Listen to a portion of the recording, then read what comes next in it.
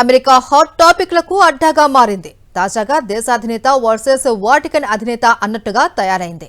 ఒకరు దేశాధ్యక్షుడు, మరొకరు ప్రపంచ క్యాథలిక్కుల ఆధ్యాత్మిక గురువు. ఇద్దరు అమెరికన్లే కావడం ఇక్కడ విశేషం.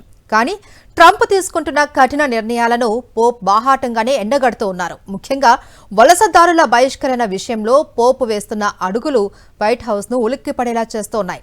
ఈ సైలెంట్ వార్ వెనుక ఉన్న అసలు కథ ఏంటి? ఈ రిపోర్ట్ చూడండి. అమెరికా రాజకీయాల్లో ఇప్పుడు ది క్వైట్ అమెరికన్ అనే పదం మార్మోగిపోతోంది. ఇది మరెవరినో ఉద్దేశించింది కాదు, స్వయాన వాటికన్ పీఠాన్ని అధిరోహించిన పోప్ లియో గురించే.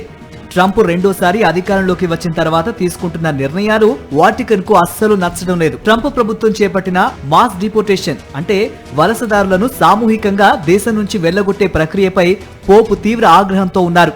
గోడలు కట్టేవాడు క్రైస్తవుడు కానే కాడు అని గతంలో పోప్ ఫ్రాన్సిస్ అన్న మాటల్నే ఇప్పుడు పోప్ లియో మరో రూపంలో వినిపిస్తున్నారు. కుటుంబాలను విడదీయటం, చిన్నపిల్లల్ని తల్లిదండ్రుల నుంచి వేరు చేయటం అమానవీయమని ఆయన నమ్ముతున్నారు. అయితే పోప్ నేరుగా వీధుల్లోకి వచ్చి పోరాటం లేదు. ఆయన వ్యూహం చాలా నిశ్శబ్దంగా ఉంది.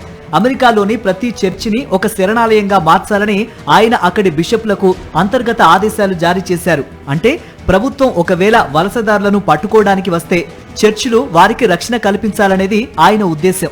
ఇది ట్రంప్ ప్రభుత్వానికి పెద్ద తలనొప్పిగా మారింది.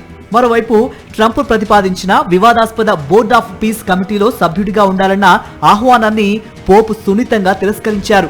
దీని ద్వారా తాను ట్రంప్ విధానాలకు మద్దతు ఇవ్వడం లేదని ఆయన ప్రపంచానికి స్పష్టమైన సంకేతాలు పంపారు. ఒక రకంగా చెప్పాలంటే ట్రంప్ అమెరికా ఫస్ట్ అంటూ ఉంటే పోపు మాత్రం మానవత్వం ఫస్ట్ అంటున్నారు. అమెరికాలోని క్యాథలిక్ ఓటర్లు కూడా ఇప్పుడు డైలమాలో పడ్డారు. తమ దేశాధ్యక్షుడిని అనుసరించాలా లేక తమ మత గురువు మాట వినాలా అనే చర్చ మొదలైంది. ఈ ఆధ్యాత్మిక మరియు రాజకీయ పోరాటం ప్రపంచ గమనాన్ని ఎలా మారుస్తుందో వేచి చూడాలి. ఆధ్యాత్మిక శక్తికి రాజకీయ అధికారానికి మధ్య జరుగుతున్న ఈ యుద్ధం ఇప్పుడు ముదిరి పాకాన పడింది. పోప్ లియో తన నిశ్శబ్ద పోరాటంతో ట్రంప్ దూకుడుకు ఏ మేరకు బ్రేకులు వేస్తారో చూడాలి.